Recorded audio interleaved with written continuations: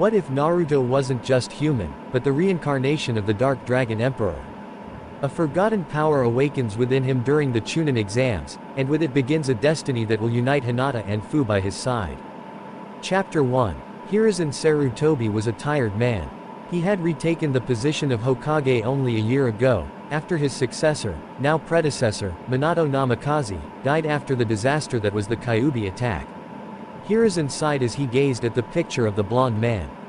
Why did he die when he had so much to live for? He remembered the night clearly. He was sitting in his office writing in his journal while his wife, Bawako, Minato, and his wife Kushina, were in a secret location so Kushina could give birth. Kushina was a Jinchūriki, a container of one of the 9 biju, of the Kyuubi.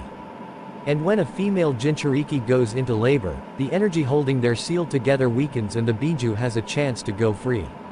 Minato, being the expert seal master that he is, was in charge of holding the seal together while Kushina was giving birth. Everything was set up perfectly. However, something happened and the Kyuubi was freed. And it severely damaged the village, and killed countless civilians and shinobi alike. Minato was able to take the biju out of the village, and seal it away, inside his own son no less. Hiruzen was forced to witness the sealing as Minato put up a barrier around him, Kushina, Kyuubi, and their son, Naruto. The Sandaime was confused as to why Minato felt that he had to do the sealing. He knew how to perform the Reaper Death Seal. All Minato would have to do would be putting the 8 trigrams seal, and he would be able to live with his family. But then again, he never did tell anyone that he could do the Reaper Death Seal now that he thinks about it. When the barrier was lifted, Minato was already dead. The Reaper Death Seal, which summoned the Shinigami, had taken his soul as payment for the sealing, but Kushina was still hanging onto what little life remained within her. The Kyuubi had pierced both her and Minato when it attempted to strike Naruto and prevent itself from being sealed. Both parents had sacrificed themselves to protect their child. Kushina was able to tell Hiruzen Naruto's name, and that both she and Minato wanted him to protect their child. Both of them were dead with a smile on their faces. Hiruzen knew that Jinchūriki were treated harshly, but because Kushina's status as one was kept a tight secret, he didn't know how harshly. The meeting that followed changed everything, for both him and Naruto. Flashback Council Chambers 1 year ago. There will be order in this room. Hiruzen yelled as the chaotic sounds threatened to make everyone deaf. Especially from the civilian side. Everyone was silent at the Sandaime's voice, not to mention the annoyed glare he was sending to people he knew would cause problems. A baby Naruto was in his arms as he, somehow, slept through the noise that was the council. Sandaime-sama, how can you expect us to be calm at a time like this? We've only just survived a crisis. A civilian member pointed out. I understand that you are all still nervous, Hiruzen said. However, we will not be acting like children who were just let out for recess. Where is Minato-sama? Hinata Hyuga asked, pointing out the absence of their yondaime. Everyone else had noticed this as well and began asking where he was. Hiruzen let out a deep sigh and began, Minato has died sealing the Kyuubi. Sealing it where? Shikaku Nara asked. Hiruzen knew he was going to regret this, inside this little boy. Almost immediately, the entire civilian side of the council erupted into chaos. It's the demon. Kill it now before it's too late. The yondaime turned it into a baby so we could have our revenge. Silence. Hiruzen yelled, using chakra to make his voice louder than necessary. The civilians quieted down, but sent intense glares towards the baby. Naruto was able to feel the glares and shifted uncomfortably in Hiruzen's arms, his face twitching with fear. Seeing this, Hiruzen slowly rocked his arms in an attempt to soothe the baby. Naruto stopped squirming, but was still looking afraid. Hiruzen called over an Anbu with a horse mask, and handed Naruto to him. This boy is Minato's legacy. He sealed the Kyuubi inside him so that he could use its power to defend Konoha. He is not the demon, Hiruzen said with a glare. Hiashi noticed something familiar about the boy, especially his blue eyes, and made a note to talk to the Sandaime later. Effective immediately, I shall be reinstated as the Hokage, and everything that has been said in this room about the Kyuubi is to be an S-ranked secret punishable by death, the Sandaime declared with a heated glare. Dai Kyuubi. While everyone had their attention on the Sandaime's declaration, nobody noticed a civilian council member sneaking behind horse and knocked him over. grabbed Naruto, and used the knife he had on him to attack Naruto. However, because of his shaking nerves, he cut Naruto from his right shoulder down to his hip, slicing the boy into 2 pieces. Hiruzen was instantly upon the boy, using what little healing knowledge he had to try and help him. Uma had his kunai piercing the councilman's throat, killing him instantly. All while Naruto was crying loudly from the pain and from the red aura that was surrounding him. Instantly, the civilians began to panic. The demon's going to kill us all. Finish it now, you old fool. The Sandame began barking orders. Bird, get everyone out of here. Hiashi, Shikaku, Choza, and Inoichi stay. Rabbit, get me an available medic nin. Horse, make sure that we have no more attacks. Go. All 3 Anbu jumped into action. Bird shoved all of the incooperative civilians out of the door while the clan heads went silently. Some of the civilians had to be threatened with the ANBU's Tonto. Rabbit had jumped out of the window and raced towards the hospital, hoping that there was a medic available. Meanwhile, Hiruzen was desperately trying to slow down the bleeding with the Mystic Palm Jutsu. While he was able to use it to a decent degree, he was only able to slow down the bleeding to a small amount. What can we do?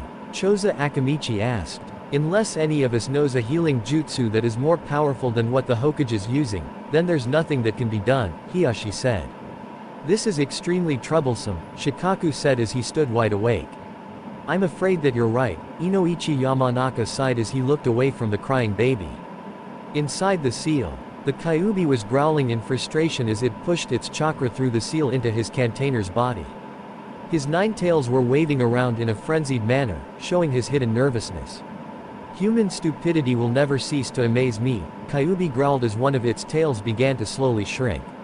That Hokage of theirs better come up with something soon. I don't know how long I will be able to do this, he muttered as he continued to push chakra through the cage. Council chamber. Hokage-sama, Rabbit said as he appeared back into the room. There is no available medic, they are all treating victims of the Kyuubi attack. The Hokage cursed as he continued working while sweat began to gather on his brow. He had used too much chakra during the attack and was starting to feel the strain. Horse, carry Naruto while I continue to heal him. Everyone, come with us into my office. Rabbit, head back out into the village and try to find any more survivors, the Hokage said while Horse carefully picked up the wailing boy. Rabbit bowed and vanished in a puff of smoke. And, please pick up his arm, he added. Inoichi decided to pick up the dismembered appendage since he's seen worse things in the minds of prisoners. The party of 7 slowly made their way to the Hokage's office. Choza opened the door and everyone entered. Hiashi, can you take over the healing while I get what may be able to save him?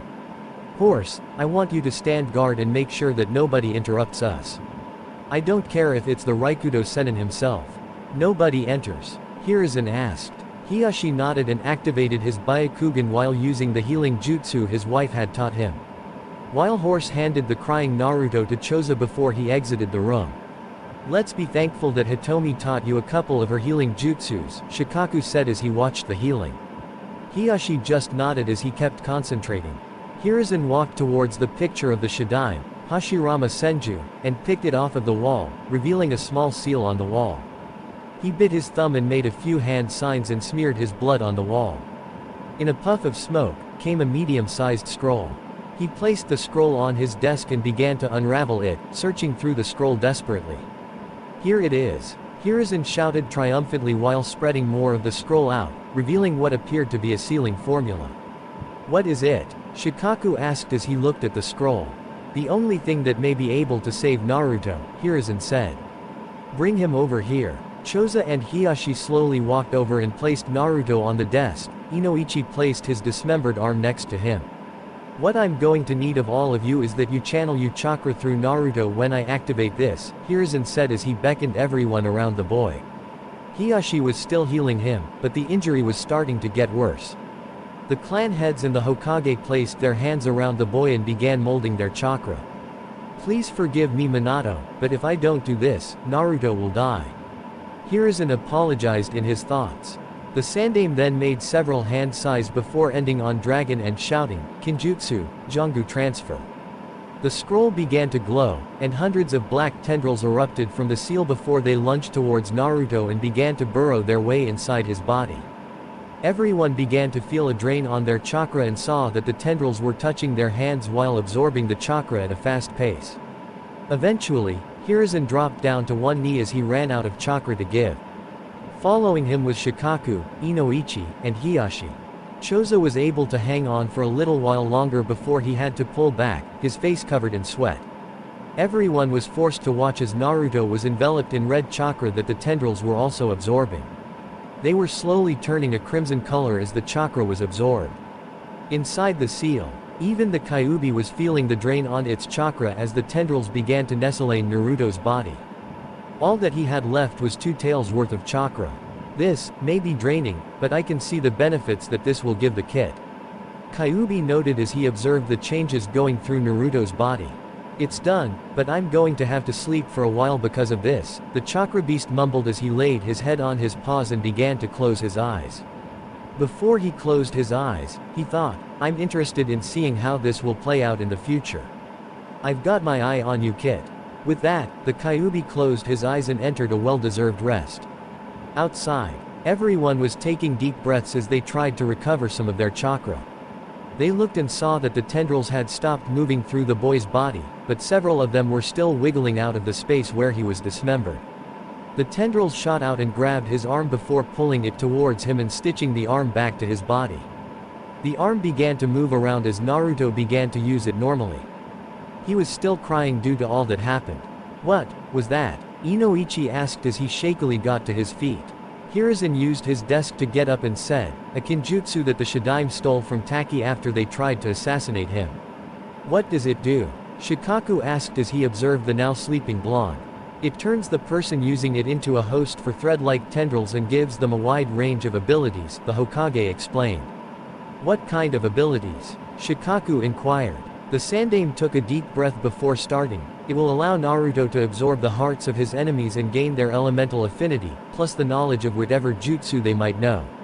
I'll have to look through the scroll for any more information. As if he didn't have enough of a burden already, Choza sighed as he pitied Naruto. It wasn't even 2 hours after his birth and already his life was being turned upside down. There is a question I have for you, Hokage-sama, Hiyashi started. Yes. What is it, Hiyashi? Hiruzen asked. Is this boy Minato and Kushina's child? Hiyashi asked. Hiruzen's eyes widened along with Choza's and Inoichi's. Shikaku just closed his eyes and muttered, troublesome, under his breath. The Sandaime reached under his desk and activated the privacy seals that closed off the room from anyone outside. How did you figure that out? Hiruzen asked. 2 things stood out to me, Hiyashi began. 1. I noticed that Naruto had very distinctive blonde color in his hair, and that his blue eyes were almost exactly like Minato's. And 2. I knew Minato since he was my teammate. He would never ask anyone to give up their child if he was unable to give up his own. Hiruzen sighed as he closed his eyes. Yes, Kushina told me that this was their son, just moments before she moved on. She asked me to protect him to the best of my ability. However, I can't do too much without making it look like favoritism. He could enter one of our clans. After all, we were all friends with Minato and we would want to make sure that his son would be taken care of, Choza suggested. Unfortunately, I can't allow that, the Sandaime said. Why not? Don't you want the best for Minato's son? Inoichi asked. The Sandaime sighed, feeling his age as the years began to weigh down on his body. I can't allow it because if I were to give one clan a Jinchūriki, it would cause a shift in power and create a civil war over who would own Naruto. As much as I hate to admit it, he's right. Even though we all want to help Naruto, we need to think about what would happen in the future, Shikaku stated. What about Kakashi? Shouldn't we tell him about who Naruto is? Hiyashi asked. No, think about it, he's already in a depression because he lost both his sensei and Kushina. If he tell him now, he'll fight tooth and nail just to claim ownership of him and practically make him a target because all of the other villages will think that the copycat ninja is training an apprentice, Shikaku said. When will he be told? Choza asked. After he gets out of his depression, he'll be able to handle the situation better when he has a clear head, the Sandaime said. What can we do to help Naruto then? I don't want him to have to go through life without someone to properly help him. You know that those civilians won't keep quiet with the news that he's the Jinchūriki, Inoichi said. Hiruzen put his hand to his chin and said, "You three have children, correct?" The Ino-Shika-Cho trio nodded, "And your wife is expecting in 2 months, right?" Hiyashi nodded his head. "Then you can push your children to become his friends. Kami knows that he'll need plenty of close friends throughout his life." All men nodded in agreement. "Now I believe it's time we return for the night. Hiyashi, could you send Hitomi to me tomorrow? I would like a woman's opinion on how Naruto should be cared for since I'll be taking care of him until the orphanage is repaired," Hiruzen said. "Would you like me to tell her about what happened tonight?" Hiyashi asked. The Sandaime shook his head and said, "I'll take on that task. You all need your rest if you want to lead your clans through this crisis. I trust that you all know not to speak about the events that happened in this office. The only reason I'm trusting you with this information is because you were all Minato's closest friends." "No, Hokage-sama," all 4 men said. The Hokage then lifted the privacy seals and dismissed the men before he wrapped Naruto in a cloth and held him in his arms, slowly rocking him to sleep. Flashback end. The Sandaime shook his head to get out of his remembering. He looked at the time and saw that it was almost 2 o'clock. Time to see how he's doing, Hiruzen thought as he stood up. The date was October 10th, the Kyuubi festival, or Naruto's birthday to those that cared. The Hokage left the Hokage Tower and walked towards the orphanage that Naruto was placed in. He and the 4 clan heads were planning to spend the day with Naruto while he played with their children. As Hiruzen walked into the orphanage, the caretaker immediately bowed to him. "Hokage-sama, we weren't expecting you," the woman said. Hiruzen waved her off and said, "It's fine, I was just stopping by to pick up someone. A Naruto Uzumaki." He didn't miss the flash of disgust that passed through the caretaker's face once his name was mentioned. She quickly put on a forced smile and led the Hokage to a room where a small crib was. Inside the crib was a tiny baby with blonde hair and blue eyes.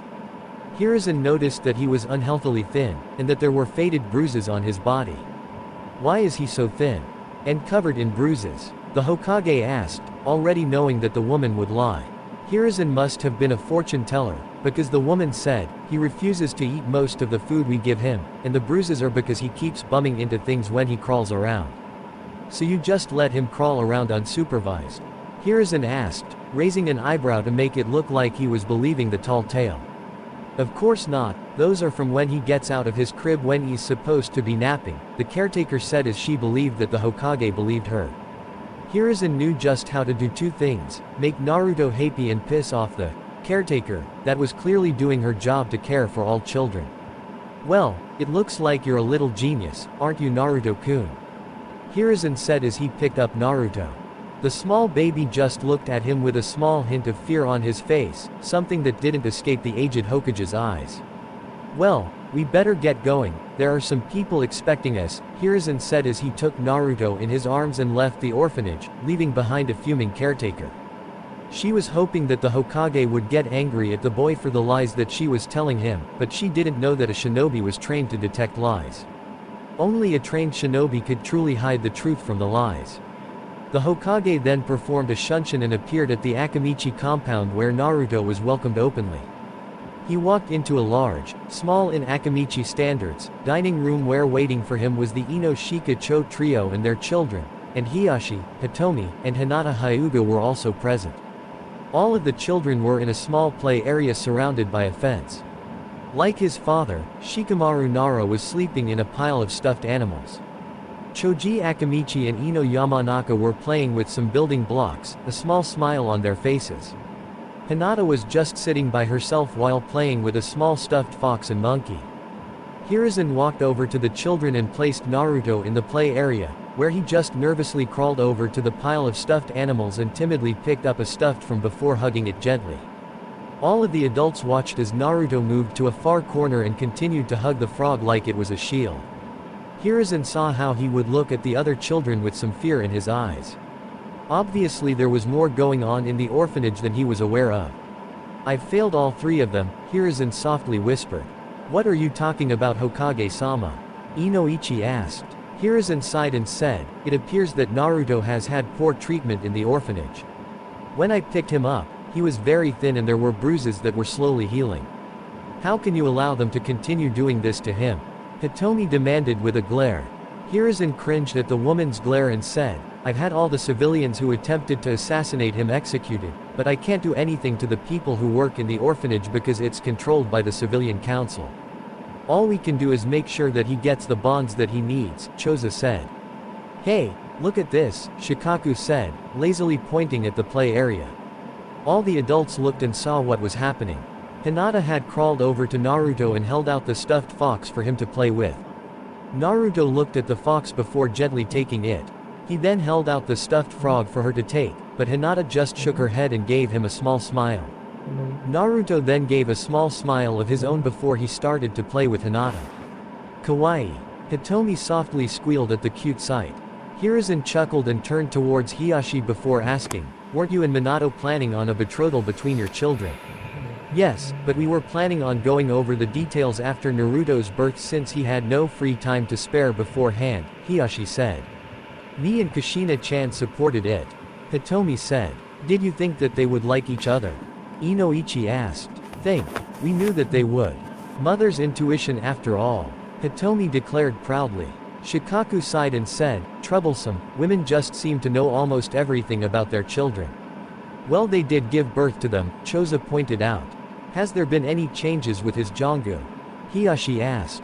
Hiruzen shook his head and said, the stitching is still there, and some of the threads will wiggle out of his skin every once in a while, but there has been nothing else. Why doesn't the stitching go away? Hitomi asked. It stays there because the Jongu allows the user to extend their limbs where they are stitched together, Hiruzen explained. When do you plan on telling him about it? Or the Kyuubi? Inoichi asked. I think I'll tell him about Jongu when he's either 4 or 5. Of course, I'll have to come up with a cover story. He'll learn about the fox and the real reason he got Jongu when he's a genin, Hiruzen said.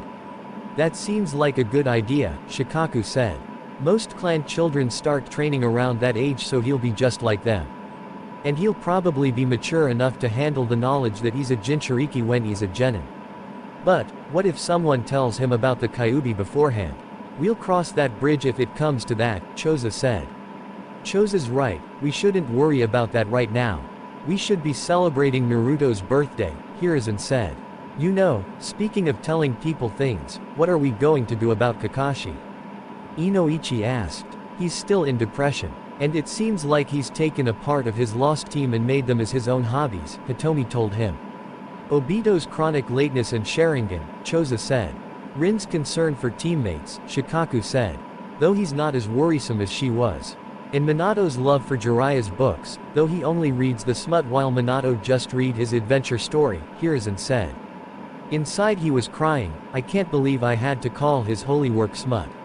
Inoichi sighed and muttered, at this rate, he'll never know about Naruto's heritage. Not unless we stick Naruto next to a picture of his father, Hitomi said. I believe it's time we bring out the food, Choza said as he clapped his hands. Several servants came out with dishes in their hands. They set the table for all of the adults and children. All of the adults picked up their children from the play area and placed them next to them. Naruto was sitting next to Hiruzen and stared at the food hungrily. I was right, Hiruzen muttered as he saw how hungry Naruto was. Grr.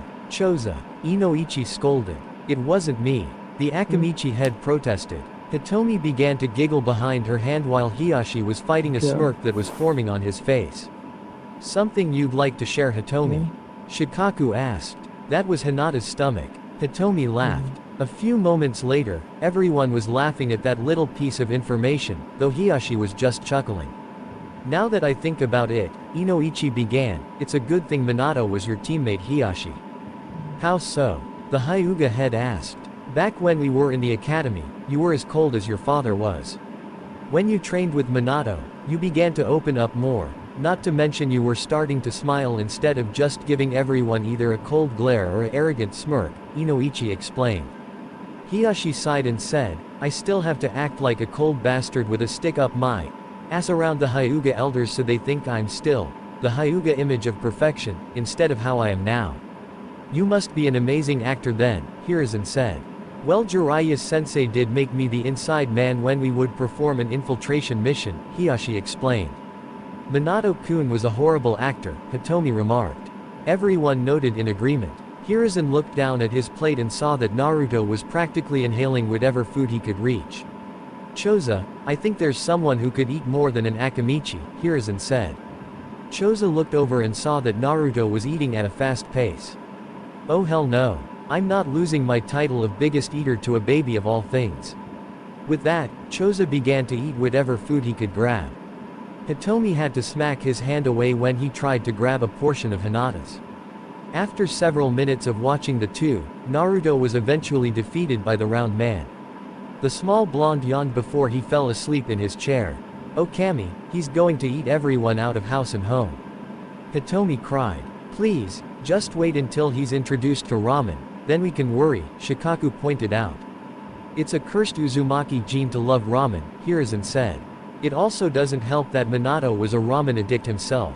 So throughout the night, all of the adults talked about Minato and how they expected Naruto to be just like him. Inoichi pointed out that the Uzumaki personality would always be the dominant thing in his life, making them shiver at the pranks he would perform in the future. They just hoped that they wouldn't be targets of any of them, though Hiyashi said he wouldn't mind if he targeted the Hyuga elders for any of them. Later into the evening, Hiruzen received a message from a small green frog with violet markings. Ah, news from Jiraiya, Hiruzen announced. He said that he's convinced Tsunade to come back to Konoha. But it will take them about 7 months because they are on the far side of Yuki and the boats are in need of repairs. Tsunade-sensei is coming back. Hitomi asked, surprised. How did you convince her? Shikaku asked. I had Jiraiya tell her about Naruto, and I decided to allow her idea of there being a medic nin on each team with her running the training program, Hiruzen said. When did you send Jiraiya after her? Choza asked. It was a month after Naruto was born. He had heard about the attack and raced all the way here from Iwa. He made it here in 2 days. But it takes at least 2 months to get from Iwa to Konoha. Inoichi yelled. Gamabunta, was all that Hiruzen said.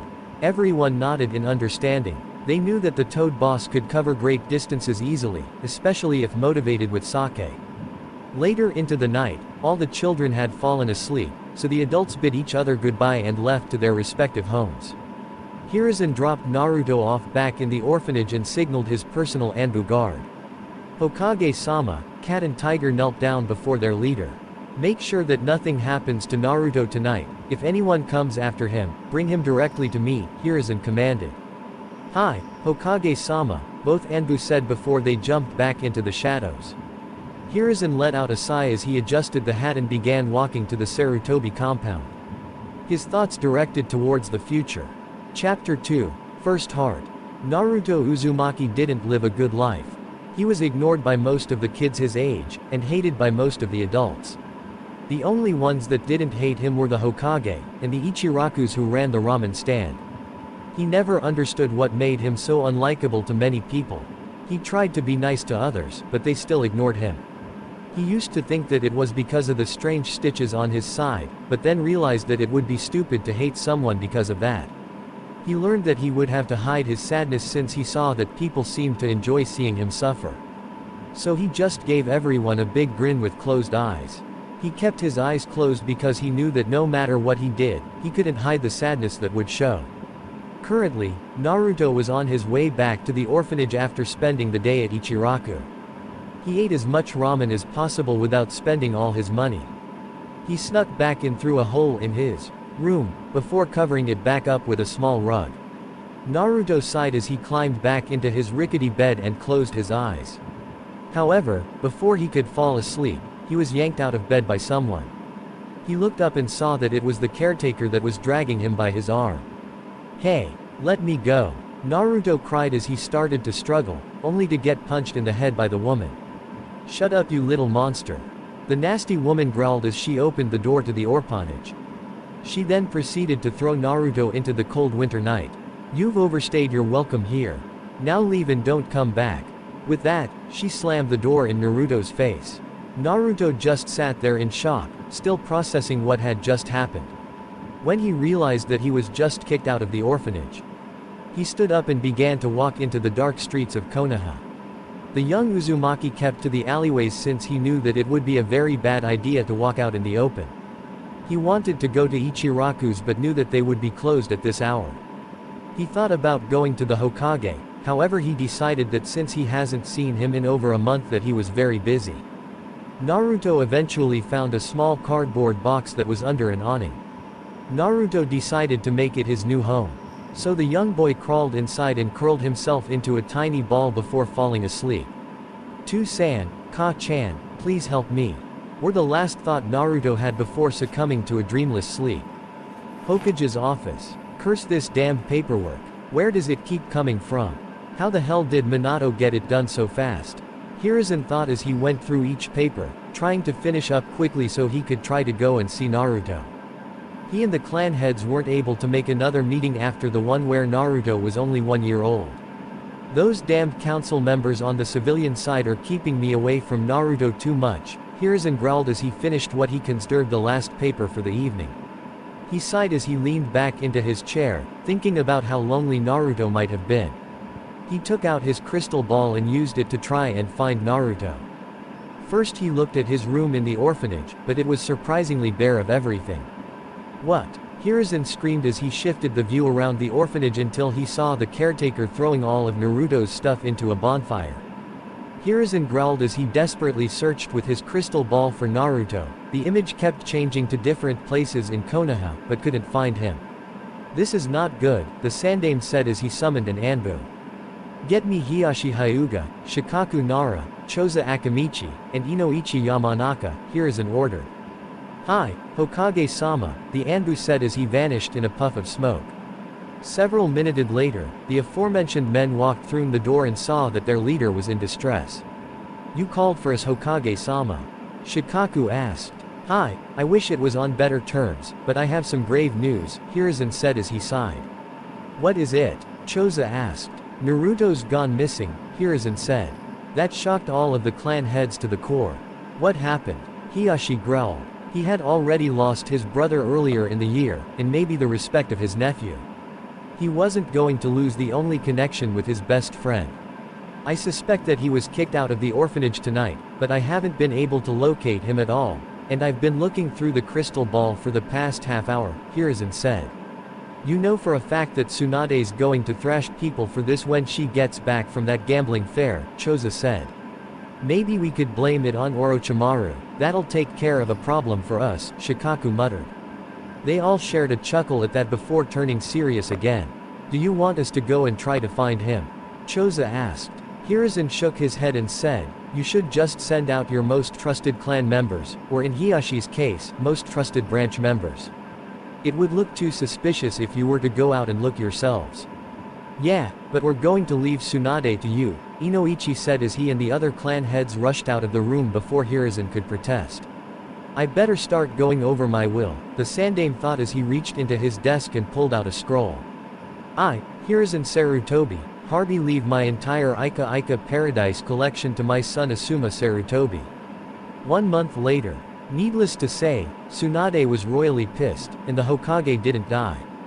Though he was admitted to the hospital for a week after Tsunade put some strain on his old heart, and then making him completely better. Naruto was found at this time. Tsunade was on another search for him when she heard crying coming from an alleyway. Inside the alley was everyone's favorite blonde besides me crying in his sleep. Tsunade brought him to the Sandaime who, after managing to convince Naruto, got the young Uzumaki a small apartment. Tsunade wanted to adopt him, but that fell under the jurisdiction of the civilian council, who made it their life's mission to make Naruto's life a living hell. Currently, Naruto was in his bedroom asleep in his bed. His life had gotten somewhat better when the Hokage got him his apartment. It wasn't much, but it was more than he ever had. There were 3 rooms, his bedroom, kitchen, and bathroom, all of them being something that he appreciated when he started living here. Naruto woke up to the sunlight managing to find its way to his closed eyes. The young blonde rubbed his eyes and slowly got out of bed. He made his way to the bathroom where he proceeded to splash his face with cold water to effectively wake him up. He then went back into his bedroom and changed into his black shirt with a red spiral on it, and some forest green shorts. "Ah, I'm hungry," Naruto mumbled as he walked into the kitchen and pulled out a bowl, some cereal, and a gallon of milk. After having a filling breakfast, Naruto then went out to his balcony and took in the fresh air. "What a nice day. I think I'm gonna go and see how Gigi's doing. Naruto said as he ran back inside and put on his sandals before running out and locking the door behind him. Naruto then proceeded to run towards the Hokage tower where he knew the Hokage would be, especially since it was almost 10 o'clock in the morning. I wonder if I can get him teach me some jutsu today. Naruto wondered as he walked down the street. He continued on his way until he felt the hairs on the back of his neck standing on end. He started to look around and saw that the people were either ignoring his existence, or glaring at him with pure hatred. Naruto just put on a smile and continued walking down the street. Deep down, those glares did affect him, but he had no other idea of how else to deal with it. However, today was going to change Naruto's life. As soon as he passed an alleyway, he was grabbed and pulled inside. Before he could scream out, he felt a pain on the back of his neck before everything went dark. Sometime later, Naruto groggily opened his eyes and saw that he was in a forested area tied to a wooden post. He looked around frantically and tried to get free of his bonds. "So you're awake," a voice said. Naruto turned his head to see a young man with black hair and dark eyes. He was dressed in a regular Chūnin's attire and had nothing standing out. What do you want?" Naruto asked, afraid of what this man wanted from him. "I want my revenge. You killed a lot of my friends and I'm gonna avenge them," the Chūnin said as he stalked forward, kunai in hand. But I didn't kill anybody," Naruto protested as he struggled harder. "Yes you did, you demon," the Chūnin shouted, losing all of his composure. "You crushed hundreds of people with your paws and ate the remains. You almost destroyed the village and its people. I'm going to make sure that you never get the chance to do it again." "No. Please. I'm sorry," Naruto cried as he struggled harder, starting to get extremely desperate. The Chūnin wore a malicious grin on his face as he raised his kunai in the air, ready to stab Naruto with it. Naruto closed his eyes tightly and felt a strange sensation in his right shoulder. He felt it rip apart painlessly and felt like a part of him was darting forward. He heard a gasp of pain and surprise before he opened his eyes and saw something that shocked him to the core. The Chūnin was standing over him with the kunai raised, but that wasn't what shocked him. Coming out of the Chūnin's chest were several crimson tendrils that were squiggling around. Naruto looked and saw that they were coming from where his shoulder was ripped off. The stitching was missing and his shoulder was about a foot away from where the rest of his arm was. "Demon," the Chūnin gasped as the tendrils started to move within him. Naruto stared in shock as something wrapped in the tendrils came out of the Chūnin's chest while it was still beating. The Chūnin then fell to the floor dead, but Naruto didn't know that yet. The object was then pulled into Naruto where his arm came back to the rest of his body. "Ah!" Naruto screamed as the weight of what had happened finally settled into his mind. He let loose a chakra pulse that covered the whole village. Hokage's office. "You should really make some law about Jiraiya's peeping habits," a blonde-haired woman with a green coat and gray clothing said. She had her hair in two pigtails and had her arms crossed underneath her impressive bust. She gave an annoyed stare into the Sandame's eyes with her honey-colored ones. "I would love to Tsunade, but Jiraiya's books make a lot of money. Money that he uses to supply his spy network and himself. He also sends whatever he can spare to Konoha to help with our economy," Hiruzen said as he sighed. Tsunade huffed and said, "Why couldn't he have just stick to writing adventure stories? That first one was good even if it wasn't a bestseller." Before Hiruzen could reply, the chakra pulse reached his office. Both his and Tsunade's eyes widened as they recognized who the chakra belonged to. "Weasel, Mantis," the Sandame called out. Two Anbu in the aforementioned masks appeared before their Hokage and waited for his orders. "Follow us and make sure that there are no interruptions," Hiruzen ordered as he jumped out of his seat and leapt out the window, Tsunade following him in a heartbeat. Both Anbu jumped after them and tried to keep up. When they reached the source of the chakra pulse, Hiruzen's eyes widened and Tsunade gasped. Before them was a crying Naruto, still tied up to the post, and a dead Chūnin at his feet. "Mantis, make sure that we aren't interrupted." "Weasel, stay for a moment," the Sandame ordered. Mantis vanished into the treetops and kept an watchful eye on the surrounding area.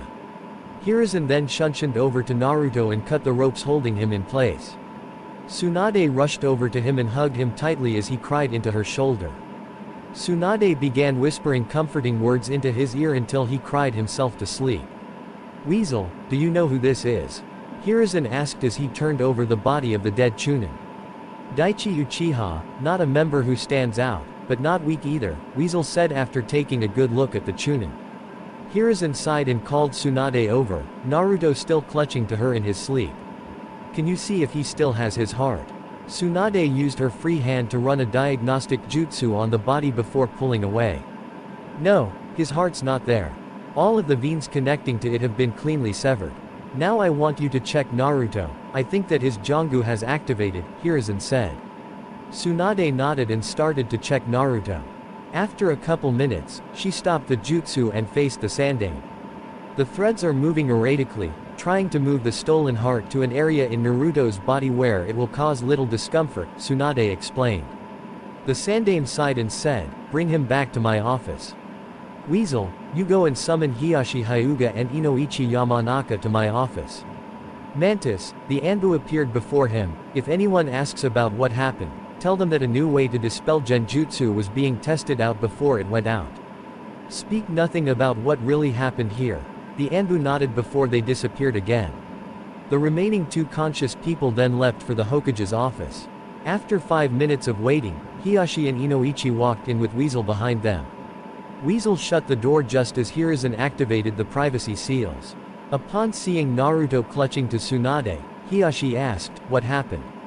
Daichi Uchiha attempted to kill Naruto after abducting him. Hiruzen started before both clan heads let out a blast of ki. Where is the bastard? He'll be brain dead when I'm through with him. Inoichi yelled. Hiruzen shook his head and said, he's dead. Naruto's Jongu activated and stole his still beating heart. Hiashi was confused, wouldn't his Sharingan warn him of any attack? I suspect that he didn't have it activated. Daichi only used his Sharingan on foes who he considered worthy, Weasel explained. A stroke of luck then, Hiashi said. I suppose that Naruto is in shock because he saw the heart being stolen. Inoichi asked. Hiruzen nodded and said, yes, I want you to enter his mind and try to help him get over it. He should never have to go through this at such a young age. Inoichi nodded and made a few hand seals before placing his hand on Naruto's forehead and closing his eyes.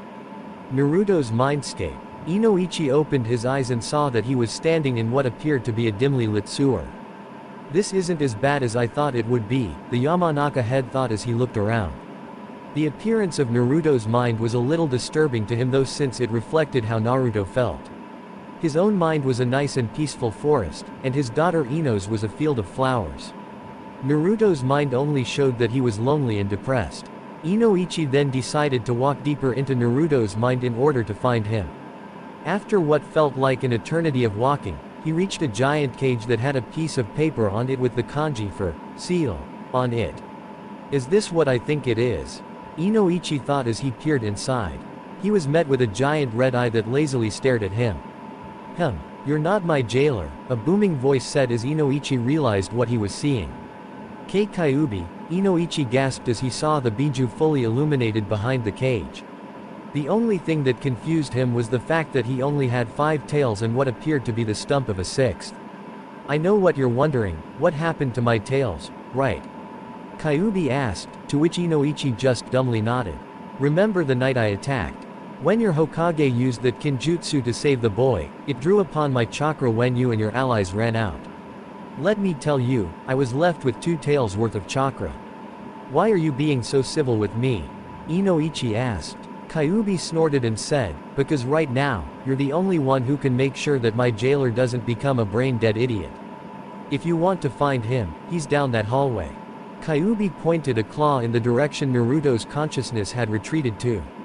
Thank you, Inoichi said as he began walking down the hallway. The Kyuubi said nothing as he watched the Yamanaka go to help his Jinchūriki. Inoichi walked down the white hallway until he reached a door. Seeing that it was the only way to go, he opened the door and was blinded by a bright light. When he opened his eyes, he saw that he was at one of the training grounds. This must be where Naruto was taken to before, Inoichi mused as he walked and saw the events that happened when Naruto was abducted. Inoichi was then blinded by a bright light before he saw that the events were repeating themselves over and over again. Having enough of this, the Yamanaka head walked towards Naruto and cut the ropes holding him in place, stopping the memory. Who are you? Naruto asked, shivering in fear. Inoichi, seeing how frightened he was, knelt down in front of him and gave him a friendly smile. My name is Inoichi Yamanaka, and I came into your mind to help you. Me. Naruto was confused. This stranger wanted to help him. Most strangers just hated him for no reason at all. Yes, I understand that you are feeling very scared right now, Inoichi said. IIKK killed someone, Naruto said as he began shaking again. Inoichi sighed and said, yes you did, and you're never going to get over it. But you have to understand, if you didn't defend yourself, you would have been either seriously hurt or dead. Naruto stared at him in shock as he continued, people never get over their first kill, but you have to find a way to move on. People make hobbies to try and do it. A person I know is always late to any meeting, do you know why? Naruto shook his head. Because that's how he copes with his problems. I think I understand what you're saying, Naruto said. Inoichi smiled and said, good, now how about we go back to the real world? The Hokage is very worried about you. And I know you have some questions for him. Naruto nodded and Inoichi placed his hand on his forehead and both of them closed their eyes. Sandame's office. Both of the male blondes opened their eyes to see that they were back in the Hokage's office. Naruto looked and saw Hiruzen speaking with the blonde woman that found him when he was alone, a person with white eyes, and a teenager in a mask. We're gone for 5 minutes and you forget about us already? Inoichi asked as he gained the attention of everyone in the room. Naruto-kun. Hiruzen shouted as he appeared next to his surrogate grandson. Hi Jiji. Naruto said as he gave the old man a hug. He then released the Hokage and saw that the blonde woman before she scooped him up in a bone-crushing hug. You're alright. The woman cried as she continued to smother Naruto. Breathing. Naruto gasped out as his face turned blue. The woman realized that she was choking him and quickly let go. Naruto took a deep breath and got his breathing back under control. Hi pretty lady. I'm sorry I don't know your name, Naruto said. Tsunade chuckled and said, my name's Tsunade, don't you remember me? I was the one who found you when you were living in the alleyway. Naruto scrunched up his face in thought for a moment before saying, I think I remember you, you look familiar. Thank you for helping me get a home. Naruto, Hiruzen started, do you want to talk about what happened earlier? Hearing this, Naruto's face fell. Yeah, what were those things coming out of my arm?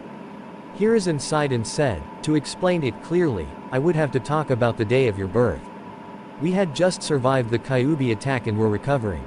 We had discovered an enemy spy who was attempting to leave Konoha with the information that we were at our weakest. We had him on the run before he picked you up from one of my shinobi who was taking you to the hospital and used you as a hostage. We had confronted him and made a deal, you would be released and the ninja would go free. However, he had sliced you where your stitching was before dropping you and attempting to flee, but an Anbu was able to kill him. In order to save you, I was forced to use a kinjutsu that the Shadaime stole from Takigakure when they attempted to assassinate him. What kind of jutsu? Naruto asked. It's known as Jongu, it makes you the host of thread-like tendrils and gives you a wide range of powerful abilities, Hiruzen said. So when I become a ninja, I'll be a super ninja? Naruto asked, sparkles in his eyes. Everyone, except Weasel, chuckled at his statement. Hiruzen said, well, you'll be a strong ninja. Just think of yourself as someone who holds a unique Kekkei Genkei. So what can I do with Gyo? Jin, whatever it's called. Naruto asked. It's called Jongu. G-on-Gu. And you can do whatever you want with the tendrils since they respond to either your will, or they can act automatically when you're in danger, Hiruzen said. Wow. Can it do anything else? Naruto was bouncing on his feet now. The Sandaime sighed and said, there's one more thing that was listed in the scroll, but I don't know if you'll like it. Why not? Is it really bad? Naruto asked, getting a little scared now. No, it's just that you might be disturbed by this, Hiruzen said before explaining the last part of Jongu. You can take the hearts of your enemies and steal all of their abilities and elemental nature. Like I did before, Naruto whispered. Yes, but this part of the ability has a positive effect for you, Hiruzen said. Naruto looked at him in confusion. What would be good about taking people's hearts? By stealing people's hearts, you can become like a cat, meaning that you will have multiple lives, Hiruzen explained. So, I could still live even if I die. Naruto asked. Yes, but you will have to sacrifice a heart in the process. So you will want to be careful and try not to lose all your hearts, Hiruzen said. Naruto then looked at him and smiled, so can you teach me how to use it? Hiruzen smiled at Naruto's attitude and said, of course, that was what I wanted to do after I told you about this. And these people in the room are going to help you today. Naruto turned and saw Hiyashi observing him before he jumped behind Tsunade and screamed, "Ah! It's another man with scary white eyes." Another, was the thought that went through the heads of most of the room's occupants. Naruto, when did you see someone with scary white eyes? Hiruzen asked, sending an apologetic look at Hiyashi who waved it off. It was when I went to the park last week, Naruto started. Ayame-ne-chan was sick so Ichiraku's was closed for the day. I turned the corner and bumped into a man with those eyes. He demanded that I apologize, and when I said that he was the one who bumped me, he poked me in the arm and I couldn't move it. I went to yell at him and his eyes grew big and he glared at me before I ran back home. Well, it seems like Naruto didn't have a good first meeting with the Hyuga clan, Inoichi said. Hiyashi sighed and knelt down to Naruto's level. I hold no ill will against you, Uzumaki-san. I can understand that members of my clan can be difficult at times. I will take care of the issue when I find out who it was that attacked you. Naruto stared at Hiyashi for a moment before saying, okay. But I have a question, how are you going to help me with my Jongu? My clan possesses a Kekkei Genkei called the Byakugan. It allows us to see a person's chakra network and it lets us see far away and through objects, Hiyashi explained. What about him? Naruto asked, pointing at Weasel. You may remove your mask, the Sandaime said. Weasel reached up and took his mask off, revealing himself for the group. He had dark eyes like Daichi and had lines running down the bridge of his nose. This is Itachi Uchiha, a prodigy of the Uchiha clan, Hiruzen said. So he's going to use his Sharingan? Tsunade asked. What's that? Naruto asked as he listened. Hiruzen turned to the young blonde and said, the Sharingan, like the Byakugan, is a Kekkei Genkei that is associated with the eyes. It allows the user to see chakra, cast powerful genjutsus, and predict someone's movements. A more noticeable feature of the Sharingan is that it can copy any ninjutsu it sees, as long as it isn't associated with anyone else's Kekkei Genkei. That sounds almost as cool as Jongu. Naruto said. Almost. Itachi raised an eyebrow at this. Well, if I took the heart of someone who had just you that you can't copy, that would make me better than you, right? Naruto asked. Everyone was shocked. He had figured out the one thing that he could do that the Sharingan couldn't. Itachi chuckled and said, yes, that would make you better than me.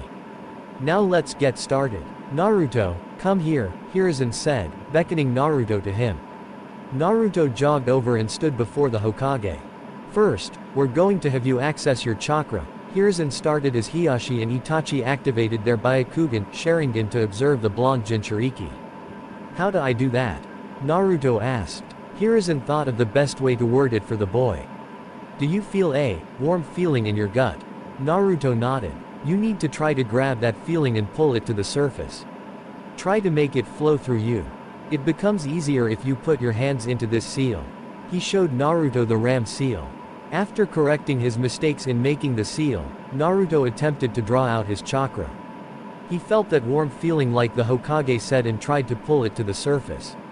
The problem was that because he was a Jinchūriki, he had far more chakra than a normal person his age, so it was like pulling a boulder out of a hole meant for a pebble. Come out already. Naruto growled as he pulled harder. Surprisingly, that thought somehow made Naruto able to drag his chakra to the surface. When he finally got it out, Hiyashi and Itachi had to turn off their dujutsu because they weren't expecting there to be so much chakra. What's wrong? Tsunade asked as she saw both males rub their eyes. I wasn't expecting so much chakra. It merely disoriented me for a moment, Hiyashi said. As am I, Itachi said as he blinked rapidly to get the spots out of his vision. Sorry. Naruto said, uncertain of what to do.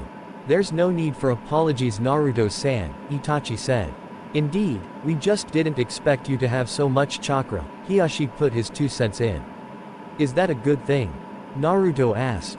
It's a very good thing. A ninja who has more chakra is able to perform more jutsu, maybe more powerful ones, Hiruzen said. I knew I was awesome. Naruto cheered. It's Kushina with Minato's looks, were the thoughts of everyone except Itachi. Once Naruto calmed down, Hiruzen then tried to get him to do the next lesson. Now that you've got access to your chakra, we should try to get you to control your Jongu to some degree, Hiruzen said. But I don't think that it would be a good idea to try it here. Why not? I'm ready to go, Naruto declared. Hiruzen chuckled at the blonde's enthusiasm and said, that's why we have training grounds. Tsunade, can you take over trying to get his Jongu activated? I'm afraid I can't since I'm behind on my work. Hiruzen glared at the pile of paperwork that was mocking him with its height. Tsunade sighed and said, alright sensei, I'll tell you about our progress later. You men follow me to training ground 27. She then grabbed Naruto's shoulder and vanished in a shunshin. The rest of them followed, leaving Hiruzen alone. He then pulled out a little orange book and flipped it to a certain page before giggling pervertedly. Okanoko-chan, you're so dirty. Training ground 27. Tsunade appeared in a puff of smoke with a stumbling Naruto. Oh, I think I'm gonna be sick. Naruto ran over to a bush where he proceeded to introduce the shrub to his eaten breakfast. Tsunade's sweat dropped and thought, maybe I should have just jumped here instead. You alright Gaki? Why yeah, that was just uncomfortable, Naruto said as he leaned on a tree for support. I remember when Jiraiya-sensei taught us the shunshin. Minato was the only one who was able to keep his lunch down the longest, Hiyashi said as he and the other appeared behind Tsunade. So how am I gonna do this? Naruto said as he recovered.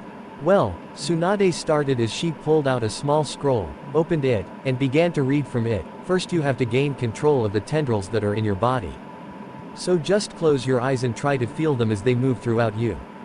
Naruto did as instructed and after a few minutes of concentrating, he opened his eyes and voiced his frustrations. I can't feel anything. It's just not there, Naruto complained. Try fluctuating your chakra, Itachi said as he activated his Sharingan. Naruto just gave him a funny look, not understanding what he wanted him to do. Itachi, realizing his mistake, said, what I want you to do is, make your chakra move around wildly to try and get a reaction out of the Jongu. Naruto nodded his head and closed his eyes. This time he made his chakra move around in an erratic manner before he felt it start to move to his right forearm. His arm then felt a little numb and heard a few gasps. He opened his eyes to see that several tendrils were moving in and out of his forearm without leaving any sort of mark that they had emerged when they went back in. Awesome, Naruto shouted as he saw his progress. I didn't expect him to do it so quickly, Inoichi said. He's just like Minato, able to get the gist of any technique in only a few tries, Hiyashi thought as he watched Naruto make his tendrils dance through the air, making shapes or animals. I think I've got the hang of this, Naruto said. Well, you can use what sensei wrote down as the basic control, Tsunade said as she read the scroll. When you have a better control over it and are a little older, you can start on some of the complicated stuff. Ah, I want to work on it now, Naruto whined. Yet, he's got Kushina's attitude. Always wanting to do the hard stuff right away, Hiyashi thought, silently chuckling to himself. I think that you've done enough work for today, now how about I treat you to some ramen? Tsunade said the magic words. Ramen, Naruto yelled as he clung to Tsunade's leg. To Ichiraku's. Alright, just get off, Tsunade yelled. Chapter 3, Meeting the Princess. Naruto sighed as he leaned against the tree he was using as a target. The bark was littered with slash marks and punctures, like a bunch of other trees that were in the area. He was working hard mastering his Jongu and making new ways to fight with it. He had made a bunch of new attacks to use, especially with his new ability. He remembered when the Hokage helped him learn this new part of the Jongu. Flashback 3 months ago. Ah, Naruto-kun, I was expecting you, Hiruzen said as he saw the blonde walk inside. You were? Naruto asked as he entered. Hiruzen smiled and said, yes, I was wondering if you would like to learn another ability of the Jongu. Don't you know me by now, Gigi? Of course I want to learn a new ability. Naruto shouted as he practically bounced off the walls. Hiruzen chuckled and said, excellent, we'll leave for my personal training area in a few minutes. Why don't we just go now? Naruto asked. I've been signing a lot of papers today and my hands are a little numb. I would like to have some feeling in them before we start training, Hiruzen said as he glared at the pile of finished paperwork. Okay, there was something I had to tell you anyway, Naruto said as he took a seat. What is it? Hiruzen asked. Naruto pulled back the sleeve of his right arm and showed the sandaime that there was stitching in the middle of his forearm. What happened? Hiruzen asked, thinking that Naruto was attacked. Naruto rubbed the back of his head and explained, well, I was thinking about the abilities of my Jongu and remembered that I could extend my limbs at the stitching. So I was thinking that it would be really cool if I could shoot my arm out at someone. When I tried to do it with my original stitching, it felt really uncomfortable. But then I felt my arm getting tingly and saw that this was happening. Incredible, I thought that you had to be cut for THTA process to happen, Hiruzen said. Can you make it go back to normal? I mean, can you make that arm normally attached without the stitching? Yeah, but it takes a lot of focus and makes me really tired when I do that, so I decided to leave it there and only take it away when I'm on vacation or something, Naruto said. It's probably his Uzumaki genes or the Kyuubi, the sandaime thought. The scroll didn't say anything about this sort of thing. Naruto, Hiruzen began, you never cease to amaze me. Let's go, this technique is something that I know you're gonna love. Hiruzen then led Naruto to the Hokage's personal training grounds, which was in a cave behind the tower underneath the Hokage monument. There was a waterfall inside the cave and an area filled with weaponry. Wow! Naruto shouted as he saw the training field. Indeed it is very impressive, Hiruzen said. The Shadaime and Nadaime created this training field for all Hokages and their personal apprentices to use. Does this mean that the Yondaime trained here? Naruto asked. The Yondaime was his idol, so he was excited to be in an area where the Yondaime trained. Hiruzen went to answer, but found himself at a loss for words. Now that I think about it, the Yondaime only trained here twice. Rumor was it that he had a secret training ground, but nobody knows where it is. Now, before we start on your Jongu, I'm going to teach you a D-ranked Kaden Jutsu, Hiruzen said. You're going to teach me a jutsu? Naruto cried in disbelief. Yes, because you're going to need at least one jutsu for this new ability of the Jongu, Hiruzen explained. Now this jutsu isn't really that big of an attack, but it's the only one I've got that you probably won't hurt yourself with. But if you do hurt yourself, it won't be too bad. So what's the jutsu? Naruto asked, paying close attention. Hiruzen then started to explain the jutsu. The hand seals are Uma, Inu, and Tora. He made the hand seals and took a deep breath before shouting, Kaden, fire bullet jutsu. He shot out a small fireball the size of a tennis ball that impacted against the waterfall, making it steam a little. Wow! Naruto shouted in amazement. In order to do this jutsu correctly, you have to gather chakra in your lungs and mold it into the shape of the fire bullet.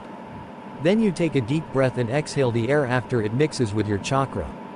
When you are exhaling, you have to change your chakra into fire, Hiruzen explained. Okay. Naruto cried as he made the hand seals and took in a deep breath. After mixing his chakra, he exhaled while shouting, Kaden, fire bullet jutsu. But instead of a fireball coming out, he coughed out a cloud of smoke. Hiruzen just laughed as Naruto ran over to the small lake and began to take big gulps of water. After about 27 tries, Naruto was able to perform the jutsu correctly. The sandaime made him do it several more times so he could get used to the chakra flow. Now we're going to make an advancement with your Jongu, Hiruzen said as he pulled out a sealing scroll. So what am I gonna learn? Naruto asked.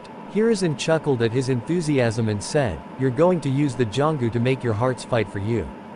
Huh? Naruto didn't understand what he was saying. The sandaime sighed and said, you can make the threads come out and make a body for the heart you stole to fight alongside you.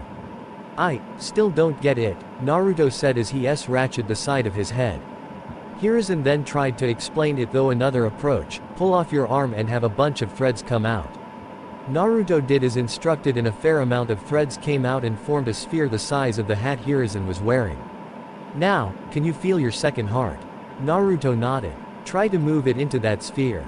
Naruto closed his eyes and concentrated. He felt the heart within his body and willed the threads to move it. He could feel the heart as it went up his arm and towards where his arm detached. Naruto opened his eyes and saw the heart, still covered in crimson threads, as it was absorbed by the sphere. The sphere then shuddered as he began to detach from Naruto and it fell to the floor in a quivering mess. Did I do something wrong? Naruto asked as he started to worry. No, what you need to do now is place your hand on the threads and make the heart go into a mask. After I place it on the threads, I'll explain afterwards, Hiruzen said. Naruto nodded and waited for the Hokage to pull out the mask. The Sandaime opened the scroll and pushed some chakra into it, making a mask pop out. It was a fox mask with red markings on it. The mask also had a movable jaw. THT was filled with sharp teeth. Hiruzen placed the mask on the mass of threads and Naruto placed his hand next to it. Naruto directed the heart to go into the mask, and removed his hand once he felt that the process was done. Now you should have the threads take the shape of whatever animal you want, Hiruzen said. Though, you should have it take the shape of a fox since that's the mask we put on it. Naruto nodded again and focused. The threads began to squirm around before they started to take shape. After a few moments, standing before them was a mass of crimson threads in the shape of a nine-tailed fox. It had rabbit-like ears that were curved, and the fox mask that was placed on it moments before. Wow, I didn't know I could do that. Naruto exclaimed as he watched the construct as it stood there like a statue. It's a special ability that the Jongu is capable of, Hiruzen began. You can animate the threads that your stolen hearts reside in so they can assist you in battle. However, it can only use the element of the heart that is inside it. This just makes me even more awesome. Naruto shouted as he ran around his new construct. Though I have to ask, why make it look like the Kyuubi? Hiruzen asked, getting a little nervous. Simple, I want it to look scary. That way my enemies will be too busy being afraid and I'll be able to beat them up. Naruto told him. Hiruzen sighed, he should have known that that was the reason. End flashback. Naruto had learned to perform his jutsu his construct, though it was very hard to do. He failed at it many times until he was able to get the just you to work correctly. He currently had the mask stitched to his mask by a long line that went across the upper portion of his back towards his right shoulder. Of course, he was forced to go through a small wardrobe change because of his new additions. Thankfully, Hiruzen had his personal tailor make the clothes for the blonde. He was now wearing a specially made vest that left his back bare so his masked creature could get out faster. It was black with a red swirl on his chest and dark orange flames on the bottom of the vest. To cover up his mask and stitching, he wore a black trenchcoat that had a belt tied at the waist. He was wearing black ninja pants with ambush shin guards attached to them. On his feet were his blue sandals. Naruto decided to take a walk through the forest and enjoy the relaxing breeze. As Naruto walked through the forest he could see the shapes of some people that were in the distance. As he crept closer, he could hear what they were saying. So you're a member of the Hyuga clan. A male voice said. Naruto got closer and saw 3 boys about 2 years older than him surrounding a little girl that was his age. He couldn't get a good view of her, but she appeared to have dark blue hair and was dressed in some formal robes. Why yes I am, a soft, timid voice, probably the girl's, replied. Oh, do you gonna think that we're not worthy of your attention? A second male asked. No, I didn't say that, the girl trailed off. Hey guys, let's show her that we're better than her stuck-up clan. The first male's voice suggested. Yeah, the other 2 agreed. The next thing Naruto knew, they were pushing the small girl around. Stop it, the girl cried. But alas, her piece fell on deaf ears. That's enough, Naruto said as he stepped into the clearing. The boys stopped harassing the girl and let her fall to the floor. She looked up to see her savior, but Naruto wasn't looking at her yet. He would do so when he was sure that these bullies were going to leave. Hey, this is the kid my parents said to stay away from, the third bully said. Yeah, mine said that he was a demon in disguise, the first one whispered. Demon. But he looks like a regular person, the girl thought as she stared at Naruto. If you have to pick on someone younger than you, then you were really pathetic, Naruto said. This angered the boys and the leader stepped forward. Come on guys, there's one of him and 3 of us, we can take him. Yeah, you're right. The 3 of them then charged Naruto. Naruto sighed and said, just because there's more of you, it doesn't mean that you'll win. Then he got to work cleaning up the garbage. He grabbed the fist of the first bully that came flying towards him and threw him over his shoulder. He sidestepped the second bully and tripped him before he ducked under the third one's punch and elbowed him in the gut, making him double over in pain. You're outclassed, get out of here, Naruto said as he glared at them. If I see you bullying anyone else again, then we're going to have problems. With that, the three bullies scrambled to their feet and ran away. Naruto then turned to the girl to see her watching him in awe. You okay? Naruto asked as the cold look faded from his eyes to be replaced with a caring blue. Now that he was sure that the bullies had left, he was able to get a good look at her. She was around his age with blue hair that was in a Harem-style cut that had two bangs framing her face. Her eyes were an attractive color of lavender that reminded Naruto of the moon. Why yes. The girl squeaked as she got out of her stupor, blushing red. Naruto just raised an eyebrow at her antics before shaking his head and extending a hand. Let me help you up, Naruto said. Oh. Thank you, the girl said as she took his hand as he gently pulled her up. She dusted off her robes before bowing to Naruto. Thank you for saving me, she said. Naruto just waved her off and said, it's no problem, I couldn't just let them push around someone. I'm Naruto Uzumaki, what's your name? My name is Hinata Hyuga, Hinata said. Hyuga, where have I heard that name before? Naruto wondered. It's one of the most prestigious clans in Konoha, Hinata said. Now I remember. I met that Hiashi guy in Gigi's office last year. Naruto realized. You met Tusama? Hinata asked. That was your dad. Wow, small world, Naruto said. I guess so, Hinata said. Hey, Naruto began, do you want to be my friend? Why yes, I would love to be your friend Naruto-san, Hinata said with a small smile and blush. Don't call me, san, it makes me feel old, Naruto said. Hinata looked down and said, I'm so sorry. Would you like me to call you Naruto-kun? Yeah, that sounds better, Naruto said with a grin. Hinata-sama. Get away from him. Naruto turned around just in time to get an open palm slap to the stomach, sending him flying. When he opened his eyes, he saw that it was a young man with brown hair spiked backwards. He was wearing a black kimono and had the bulging eyes of the Byakugan. Seeing that he was out of his league, Naruto leapt to his feet and ran away. Ko-san. Why did you do that? He helped me when some BB bullies were bothering me.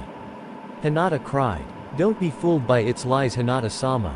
That thing was trying to let you lower your guard so it could harm you, Ko said as he began to pull the young girl away, despite her protests. Hyuga compound. As soon as Hinata was brought home, she ran to the garden where she knew her mother would be. Her mother would know what to do, she was really smart about things like this. Inside the Hyuga garden, Hitomi was sitting on a bench rubbing her slightly bulged stomach. She was already 3 months pregnant with her second child. Keika-chan. Hinata cried as she ran towards her mother. Hinata-chan. Hitomi was surprised to see her daughter in such a state. The young girl leapt into her mother's lap and clung to her robes tightly. What's wrong, my dear? WW was Keiko-san. He had attacked a boy who saved me from some BB bullies, Hinata said as she clung even tighter. Ko did what? Hitomi screamed. Hiashi came running out a minute later, having heard his wife scream. What happened? Hiashi huffed. Our wonderful bodyguard for Hinata decided to save her from a harmless boy that had saved her from some ruffians, Hitomi said. Hinata, can you tell us about what happened? Hiashi asked. So Hinata told her the story of how she was rescued from some bullies by Naruto, only for him to be attacked by Ko when they were talking. Hiashi, having heard enough, got up and went to search for Ko. After a branch member brought Ko to his office, Hiashi looked him straight in the eye. Good evening, Ko, Hiashi greeted. Good evening, Hiashi-sama, Ko greeted back. How was your walk through the village with Hinata today? The Hyuga head asked. It was fine, I kept her away from all trouble, Ko told him. Hiashi quirked an eyebrow and said, really? Because I heard a different story. He then sent Ko a harsh glare and said, she said that you both got separated and told me how she was assaulted by some ruffians when she was in the forest. And I defended her from the threat, Ko said. Did you now? Hiashi asked in a sarcastic tone. She told me that she was rescued from 3 boys 2 years older than her by a young boy. A young boy that you assaulted without warning. There wasn't a group there, just a boy that was harassing her, Ko said, spitting out the word boy, like it was a poison. Hiyashi just sent him a glare and said, "So I should just disregard what my daughter told me and believe you instead, correct?" "That thing probably made an illusion to try and gain her trust before it," Ko said. "Enough," Hiyashi yelled, "I will not sit here and let you lie to my face." "But I am not lying, Hiyashi-sama," Ko protested. "I have met the Uzumaki boy and have seen that he is a well-mannered boy when he meets his superiors unless they allow him to do otherwise," Hiyashi said. "I've seen that he has pure intentions for the village, a village that spits on the sacrifice the Yondaime made." Before Ko could say anything, Hiyashi said to him, "Tomorrow you will accompany me, my wife, and Hinata to Uzumaki-san's apartment, where you will apologize for your behavior against him. Maybe if you spend some time with him you will see how wrong the village is when they speak about him." With that, Hiyashi dismissed Ko. The younger Hyuga could only walk out of his office in mild shock. He was going to spend tomorrow with that thing. Tomorrow Naruto's apartment. Naruto sat at his table as he finished making his breakfast. A bowl of ninja flakes and a nice cold glass of fresh milk that Hisanto bought from the store. He was too lazy to change into his regular clothes right away, so he just sat there in his pajamas.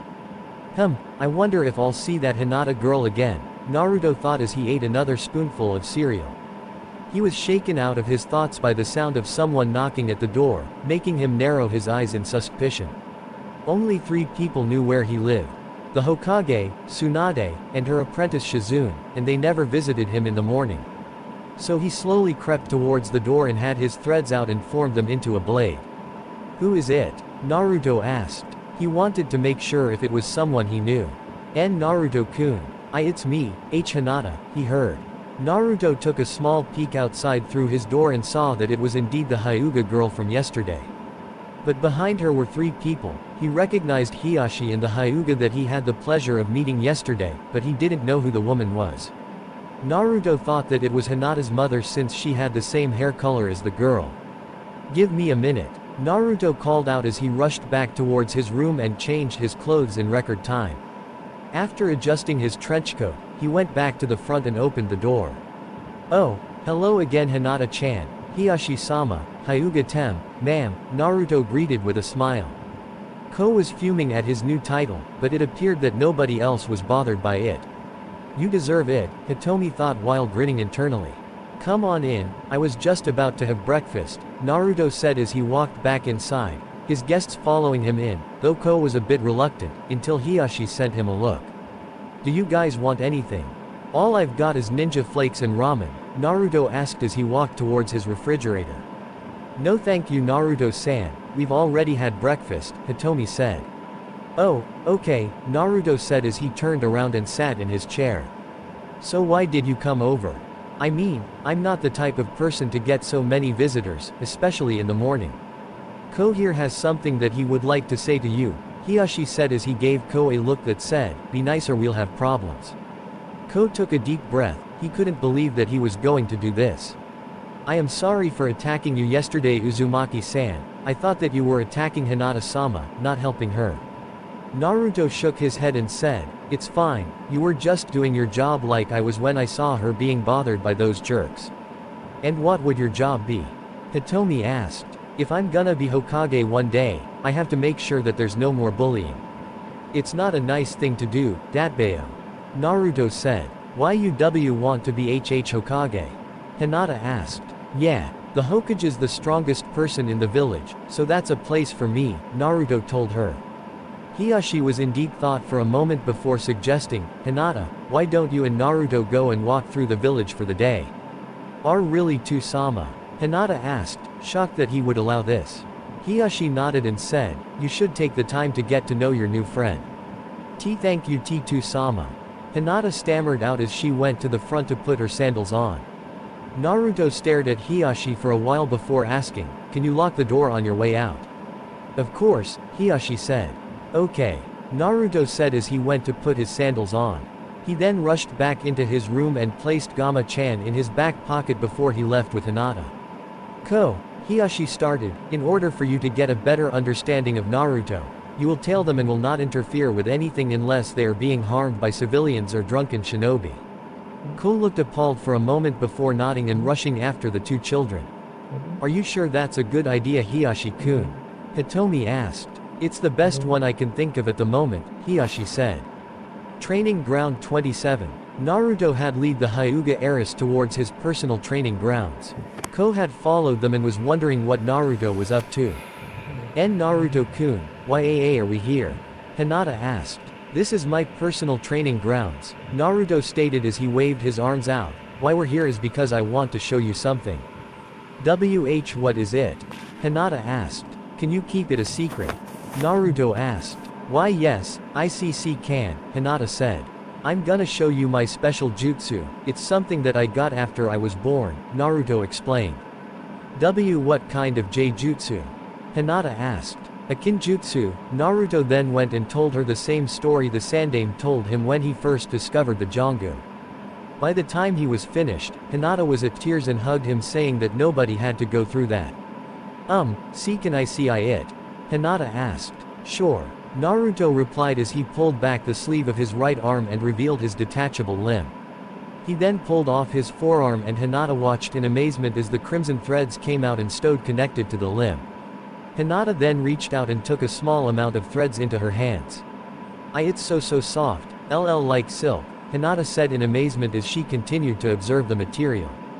She then began to giggle as a stray thread danced past her ear, lightly grazing it.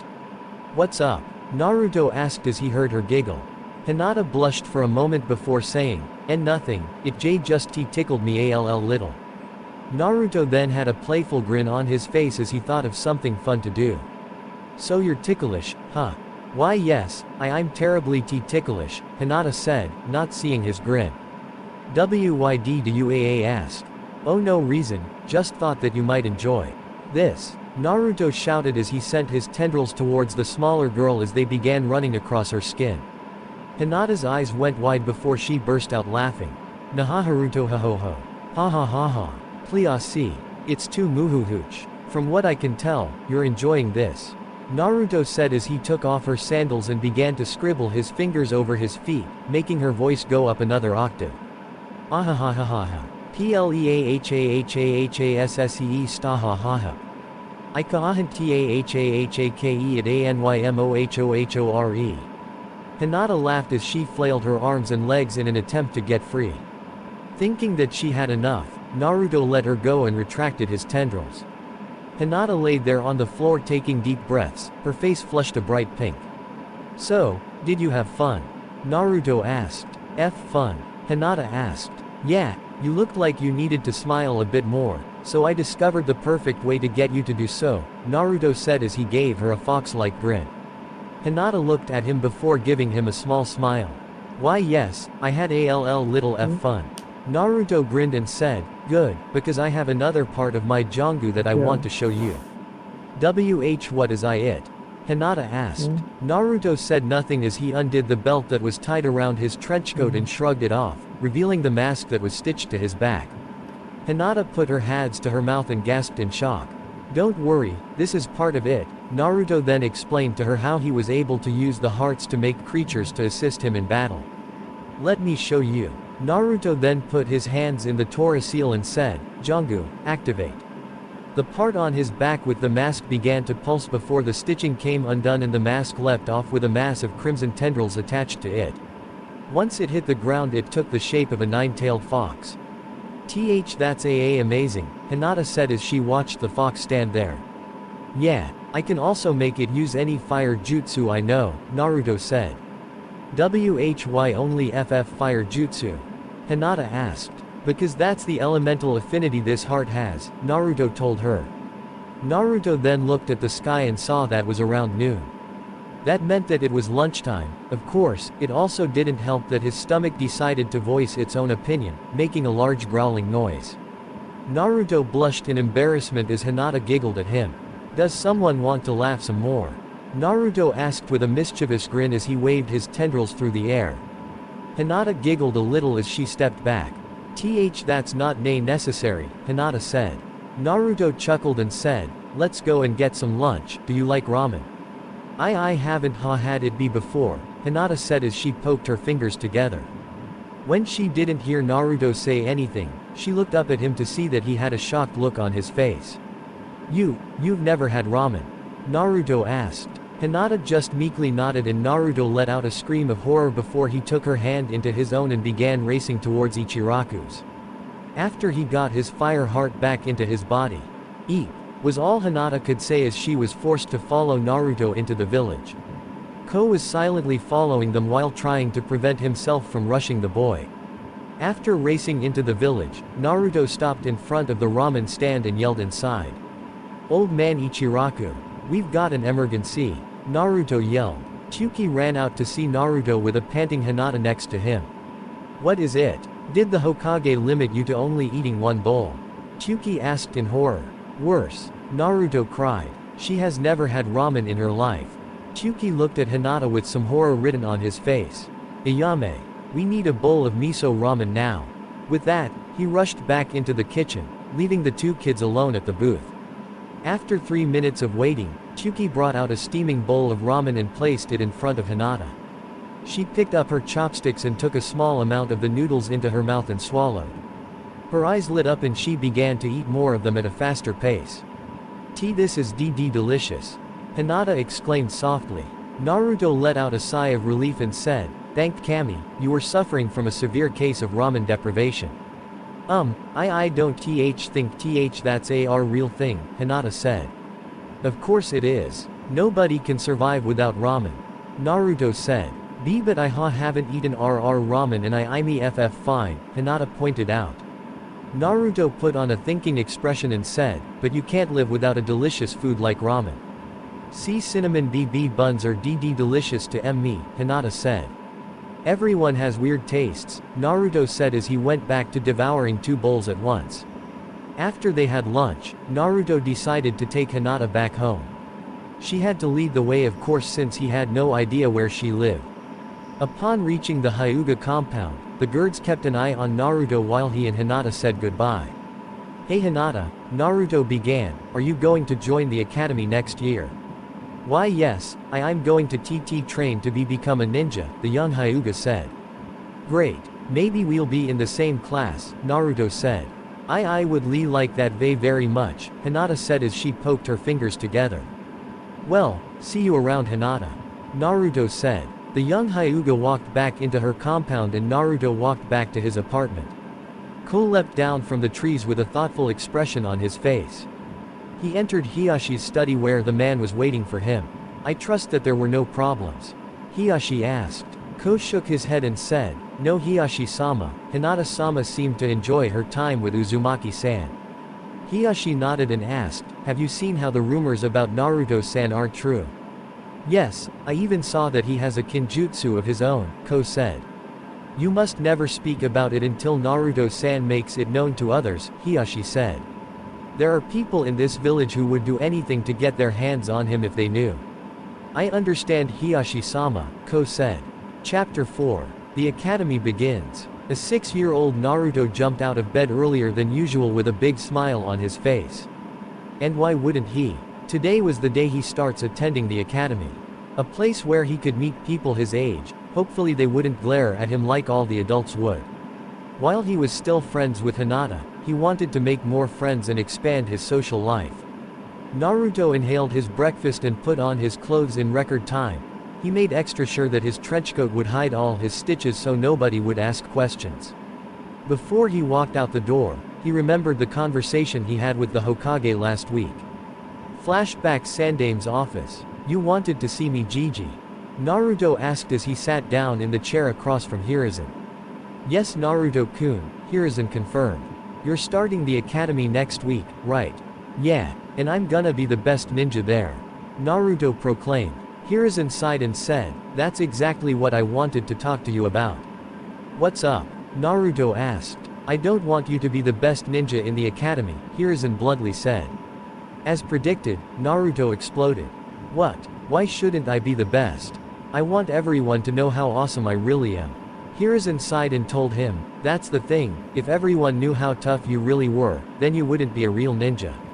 Naruto was surprised. "What are you talking about?" "A real ninja hides his skills from his enemies," Hiruzen explained.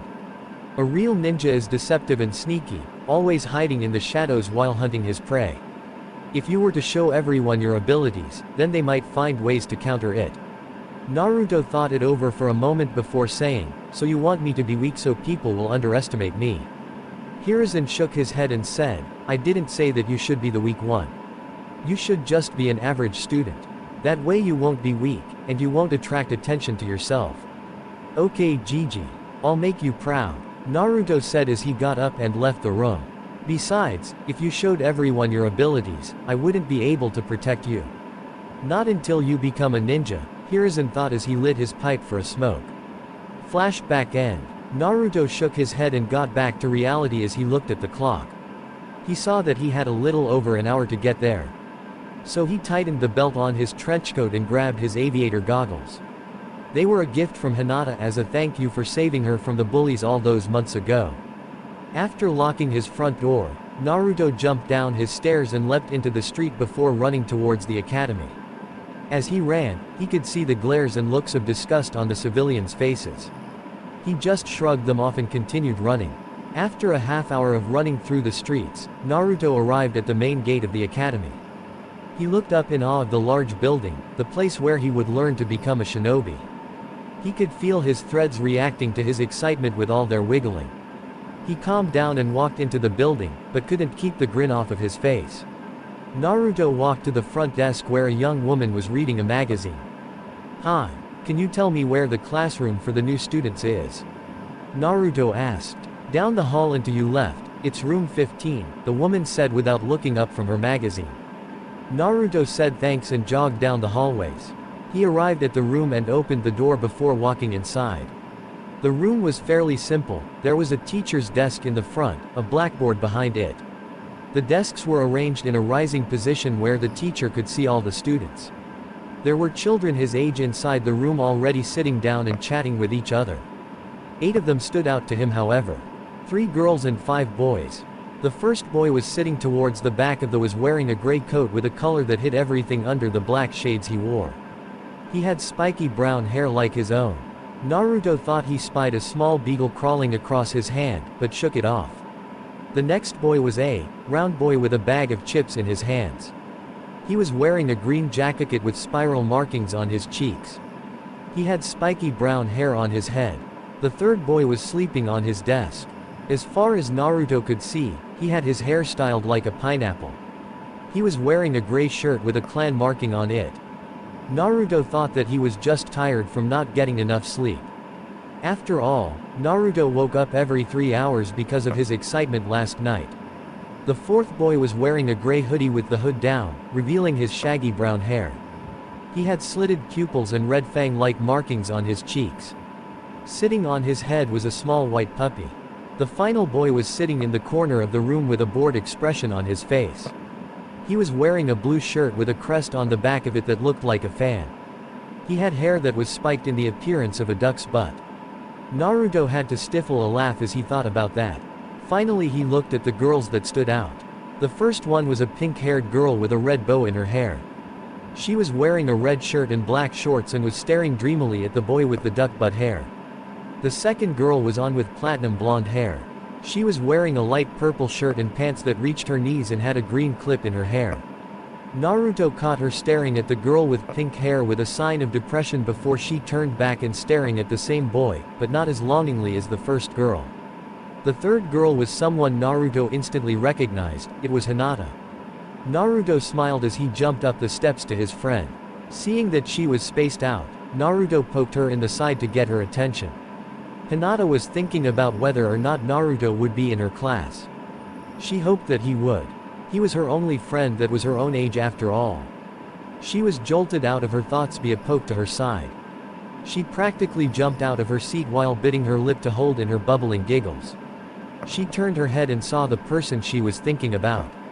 Naruto-kun. Hinata softly cried. "Hi Hinata-chan." Naruto greeted. He then sat down in the chair next to her while giving her a large grin. "Are you excited about being here?" Naruto asked. I'm a little nervous about this," Hinata admitted. "Don't worry about it. You're gonna do great," Naruto told her. Hinata blushed at the praise and just played with her fingers. It was then that the classroom door opened and 2 shinobi stepped inside. They were wearing a Chūnin's uniform and were carrying boxes full of books. One had his brown hair in a pineapple style with a scar across the bridge of his nose. The other one just had silvery blue hair that fell to his shoulders.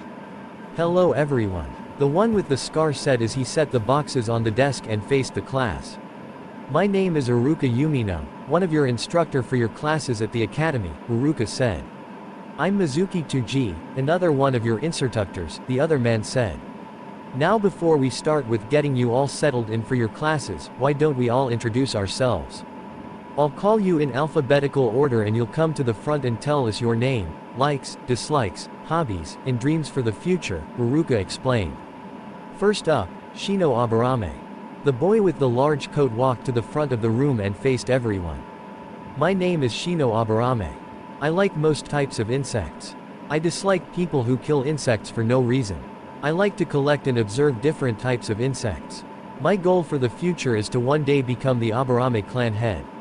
"Thank you Shino," the Aburame heir walked back to his desk quietly. Next up, Choji Akamichi. The round boy walked up to the front of the room after he left his bag of chips on his desk and faced everyone with a nervous grin on his face. Hi. I'm Choji Akamichi. I like to eat different foods, and my friend Shikamaru. I dislike people who discriminate the Akamichi clan because of how we maintain our jutsu, and people who make fun of me for being big-boned. My hobbies are relaxing with Shikamaru and testing my Ka-chan's cooking. My dreams are to become the next head of the Akamichi clan.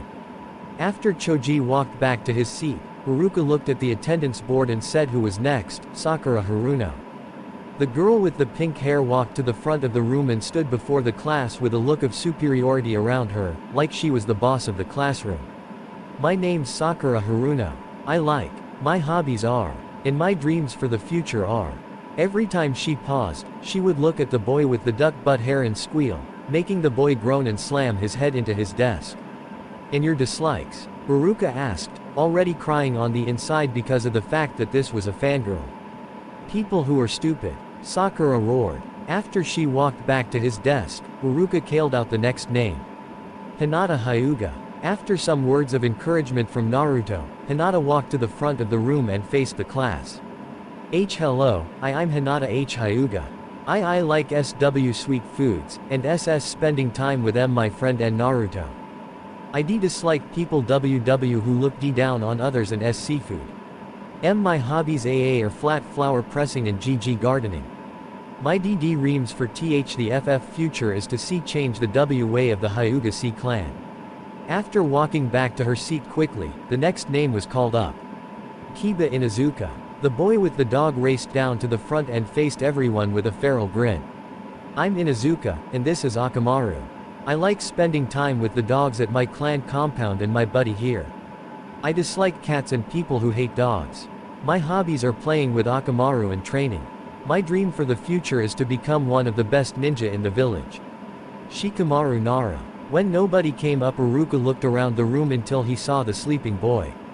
"Shikamaru Nara." Iruka yelled. He was about to yell again when he saw Choji raise his hand to stop him.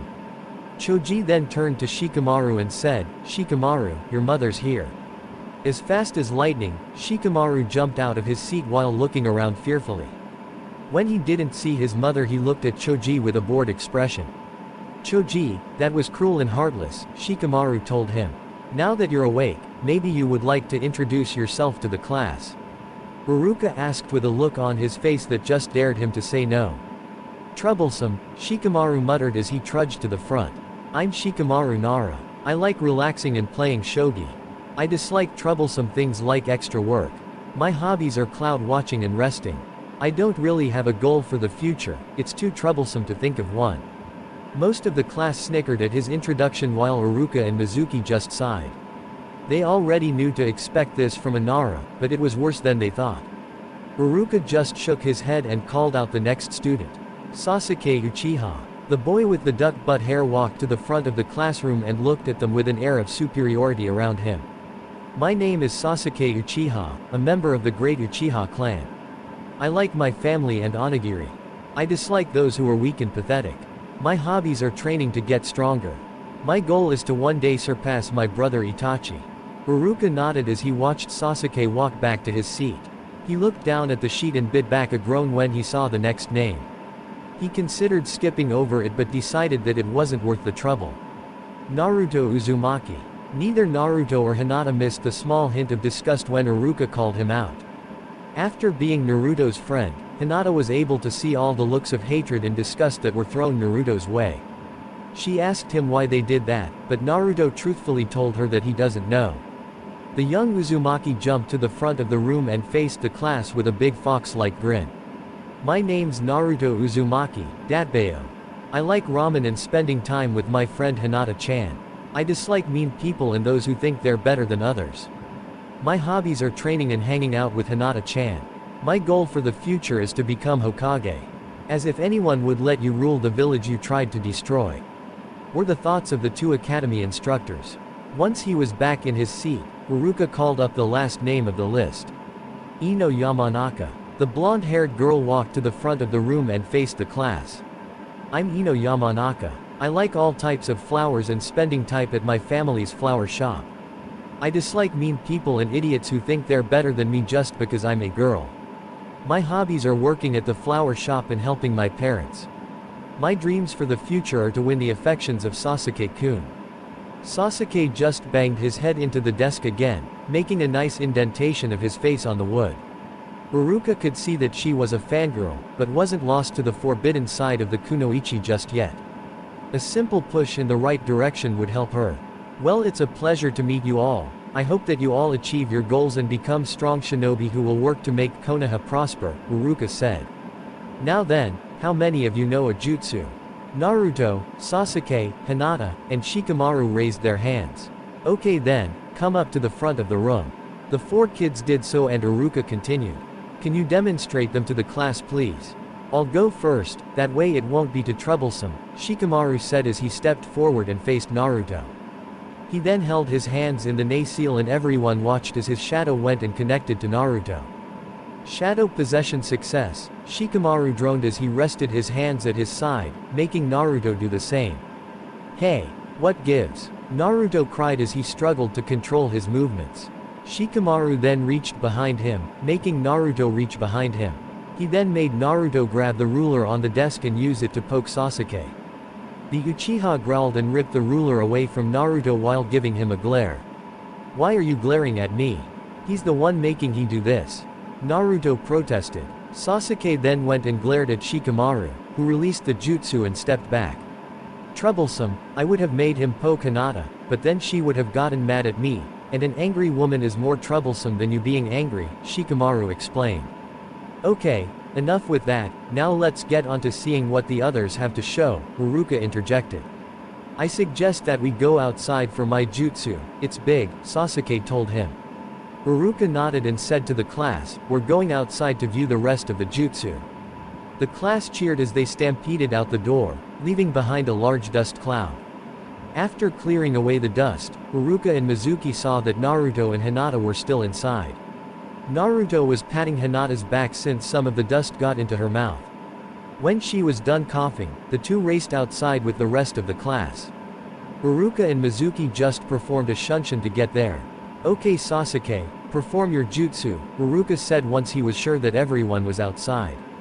Sasuke nodded and performed several hand seals before taking in a deep breath and declaring, Kaden, Great Fireball Jutsu. A large fireball shot out of Sasuke's mouth and went into the sky where it evaporated into the clouds. Impressive Sasuke, Iruka said as he and most of the class cheered. The ones who didn't cheer were Shino, Bekasu it roasted a few insects in the sky, Shikamaru, because it was too troublesome, Hinata, because Hyugas don't like Uchihas, and Naruto, because he didn't feel like it. Alright, Naruto, how about you go next? Iruka suggested. Yosh, it's my turn. Naruto cheered as he ran to the front of the class and faced a row of practice targets. He made the correct hand seals and took in a deep breath before crying, Kaden, Fire Bullet Jutsu. Several fist-sized fireballs flew out of his mouth and impacted against the targets, burning them to pieces. Don't use our equipment as firewood, you blockhead. Iruka yelled as he whacked Naruto on the head with his clipboard. Naruto held his head in slight pain as the tendrils in his body wiggled around in anger. Now Hinata, let's see what you can do, Iruka said as he and the class faced the shy girl. She took a deep breath before walking to the front of the class and made a chain of hand seals. Byakugan. Hinata cried as the veins in her eyes bulged and her Byakugan activated. Good. You can already activate your Dujutsu, Uruka said as he made a mark on his clipboard. I can also perform the E8 trigrams, E8 palms, Hinata said. Is that so? Use Naruto as an example of what it can do. Consider this punishment for ruining academy equipment, Mizuki said. Surprisingly, neither child had any argument about this. Don't worry about it, Hinata. Just relax and you'll do fine, Naruto reassured her when he saw her apologetic look. Hinata took a deep breath and slipped into the Juken. She then darted forward and began to hit Naruto with her pointer and middle fingers. 2 palms. 4 plans. 8 plans. When she was finished, she jumped back and watched as Naruto stumbled forward. She then ran towards him and caught him as he fell down a little. Wow, you're getting better and better with your training, Naruto exclaimed. Hinata just blushed from the praise and opened up the closed tenketsu. Now let's go back inside so we can go over what you'll be learning, Uruka said. The class moved back inside, though Hinata had to help Naruto a little since he was still sore from her attack. Once they were back inside, Naruto was dying on the inside. Why? Because from what Uruka and Mizuki were telling them was that most of their classes would consist of going over theories, mathematics, and history. What did theories have to do with becoming a ninja? He did lighten up when he heard that they would be doing some taijutsu sparring every 2 days, and that they would be doing chakra control exercises every day. Kami knows that he needs it desperately. They were let out for lunch an hour later and everyone went to their own corners. Naruto and Hinata sat under one of the trees that was littering the area to eat their lunch. Naruto had brought some of the sushi that Tsunade bought for him every once in a while. Hinata had a bento box that her mother had made for her. So Hinata, when is your sister coming out of you, mother? Naruto asked as he popped a sushi roll into his mouth. She said that it's supposed to be next month, Hinata told him as she chewed on some rice. I wonder what it's like to have a little sister, Naruto said as he looked at the sky. Maybe Hanabi will treat why you like one if why you come over often, Hinata suggested. Naruto nodded and chewed on some more sushi before he looked out of the corner of his eye and saw that Hinata looked down for some reason. Naruto hated to see his friend sad for any reason and would do anything to cheer her up.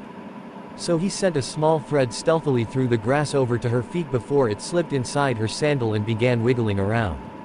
Hinata gasped as she felt the tickly feeling on her foot. She looked over to Naruto while biting her lip to see him looking away innocently, too innocently. Naruto-kun, what are you doho hoin? Hinata whistled while her shoulders shook from her soft giggles. I have no idea what you're talking about, Hinata-chan, Naruto replied while laughing on the inside. Fleehahas stahap Naruto-kun, Hinata managed to giggle out.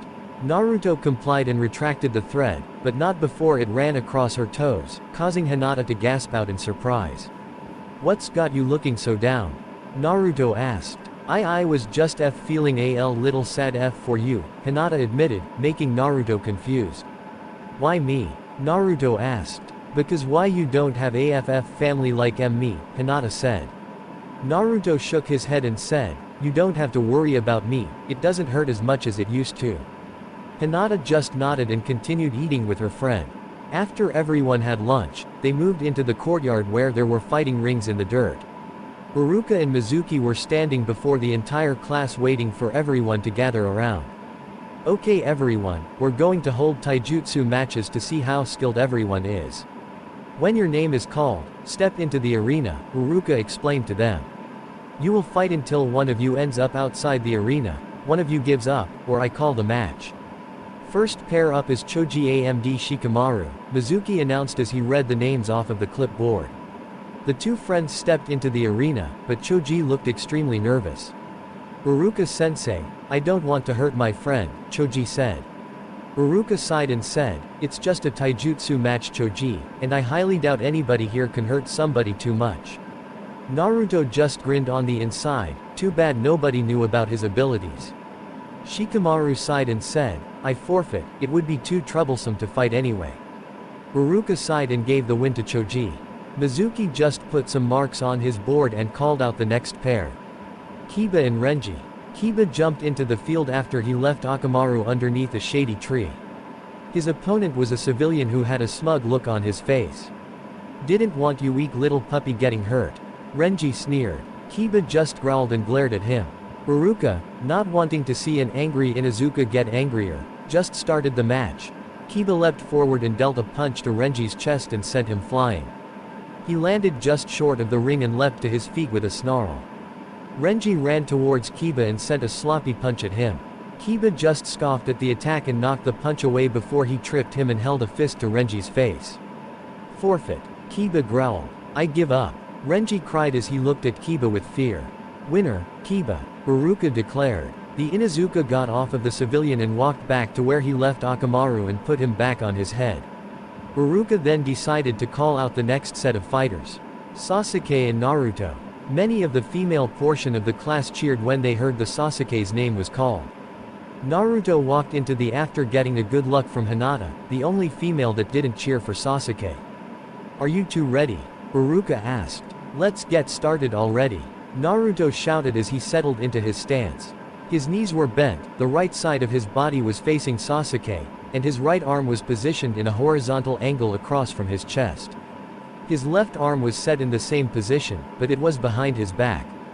HN, was all that Sasuke said as he slipped into the Uchiha's interceptor fist. Begin. Iruka began the fight and stepped back, waiting to see what would happen.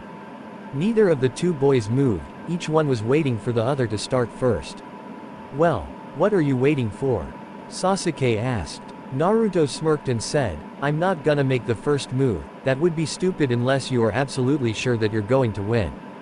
Then I guess I'll start us off, Sasuke said as he darted forward and aimed a punch at Naruto's chest.